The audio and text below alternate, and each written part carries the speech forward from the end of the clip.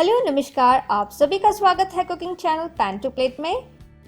तो आज मैं अपने प्यारे से व्यूअर्स के लिए ओडिशा की बहुत ही प्रसिद्ध और हर घर में बनने वाली बिना तेल की हेल्दी रेसिपी लेकर आई हूँ। अगर आपको ये ओडिशा की हेल्दी और बिना तेल की रेसिपी पसंद आए तो डेफिनेटली लाइक, सब्सक्राइब, शेयर और नोटिफिकेशन बेल बटन ऑन करना ना भूलिए। तो चलिए बनाना शुरू करते हैं ओडिशा की इंडोरी पीठा। हमने यहाँ पे 1 कप उड़द दाल यानी बिना छिलके की जो दाल है वो और आधा कप चावल को अलग अलग भिगो के रखा था 1 घंटे के लिए। हमने यहाँ पे उड़द दाल और चावल को अलग अलग पीस लिया है और कुल मिला के हमने यहाँ पे आधा कप पानी डाला था इसमें। हमें ये ध्यान रखना है कि हमें इसे डोसे की कंसिस्टेंसी में नहीं बनाना है।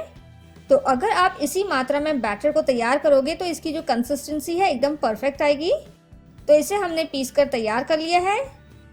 तो देखिए जो बैटर है गिर भी नहीं रहा है, ये ड्रॉपिंग कंसिस्टेंसी नहीं है।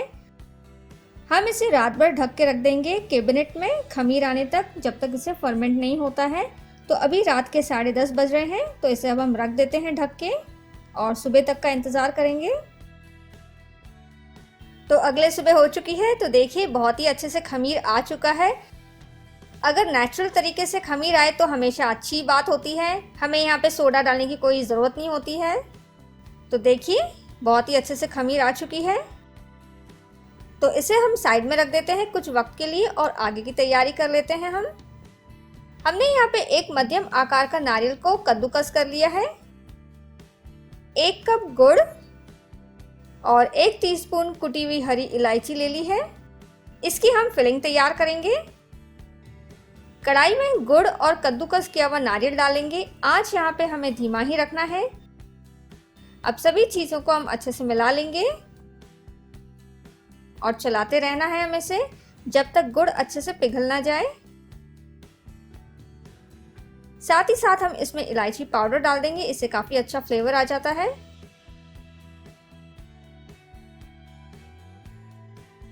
तो देखिए गुड़ यहाँ पे अच्छे से पिघल चुका है, अच्छे से मेल्ट हो चुका है और फिलिंग का जो मिक्सचर हमने तैयार किया है वो ना बहुत ज़्यादा गीला है और ना बहुत ज़्यादा सूखा है, ये मध्यम है।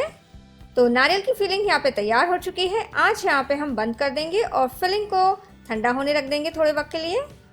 अब उड़द चावल का जो बैटर है इसमें हम नमक डाल देंगे। हमें बस उतना ही नमक डालना है कि हल्का सा नमकीन फ्लेवर आना चाहिए, बहुत ज़्यादा नमकीन नहीं होना चाहिए ये।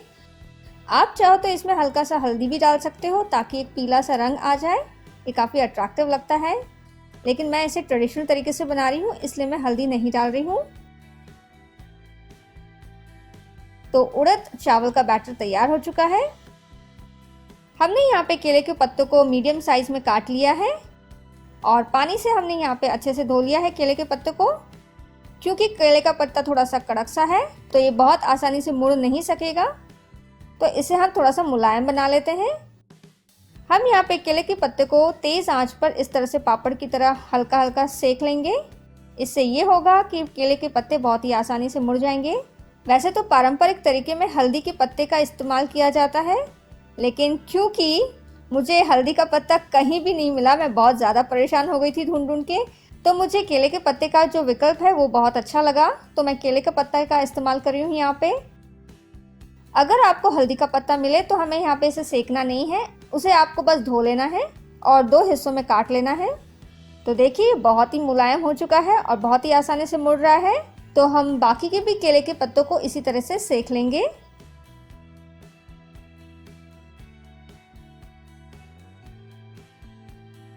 तो देखिए सारी तैयारी हो चुकी है। तो सबसे पहले हम केले के पत्ते को इस तरह से ले लेंगे और दाल और चावल का जो बैटर हमने तैयार किया है वो हम इस तरह से रख देंगे बीच में और उंगलियों को हम पानी में थोड़ा सा गीला कर देंगे और इस तरह से हम इसे फैलाते जाएंगे ताकि एक गोल आकार बन जाए। हमें यहाँ पे इसे बहुत ज़्यादा मोटा नहीं करना है लेकिन इसे बहुत ज़्यादा पतला भी नहीं करना है। इसका मतलब ये है कि इसे मीडियम रखना है यानी कि मध्यम रखना है। अब जो नारियल का जो मिक्सचर हमने तैयार किया है वो आधे हिस्से पर इस तरह से रख देंगे। हमें यहाँ पे बहुत ज़्यादा नारियल का जो मिक्सचर तैयार किया वो भरना नहीं है इसमें। अब केले के पत्ते को हम इस तरह से मोड़ देंगे और हल्के हल्के हाथों से इसे दबा देंगे। तो देखिए एक एंदूरी पीठा तैयार हो चुका है। इसे अब हम प्लेट पर रख देंगे और बाकी के पीठे को भी तैयार कर लेंगे, यानी कि सेट कर लेंगे केले के पत्ते के ऊपर।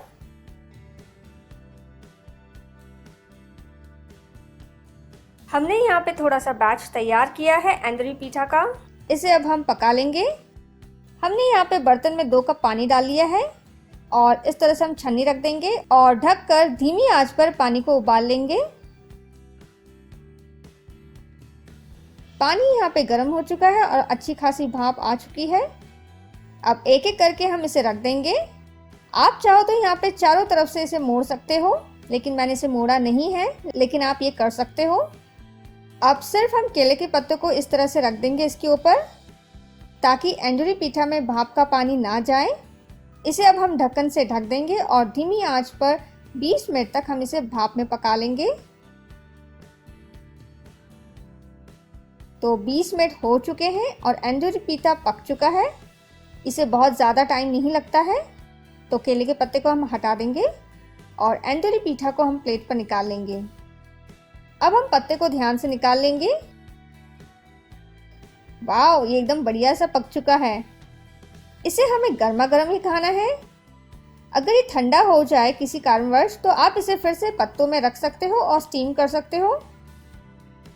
तो इसे हम तोड़कर देख लेते हैं। आप देख रहे हो ये काफ़ी मुलायम से है, बहुत ही आसानी से ये टूट गए हैं 2 हिस्सों में। ये बहुत ही अच्छे से स्टीम हो चुके हैं, ये कच्चे नहीं हैं। ये बहुत ही ज़्यादा हेल्दी है क्योंकि हमने इसमें 1 बूंद तेल का इस्तेमाल नहीं किया है। ये ऑयल फ्री है। तो मैं उम्मीद करती हूँ आपको ये ओडिशा की एंदूरी पीठा रेसिपी पसंद आई होगी। आप ज़रूर घर पे ट्राई कीजिएगा और आपका मूल्य फीडबैक दीजिएगा। शुक्रिया, धन्यवाद। हमेशा की तरह आज का दिन भी आपका लाभकारी रहे।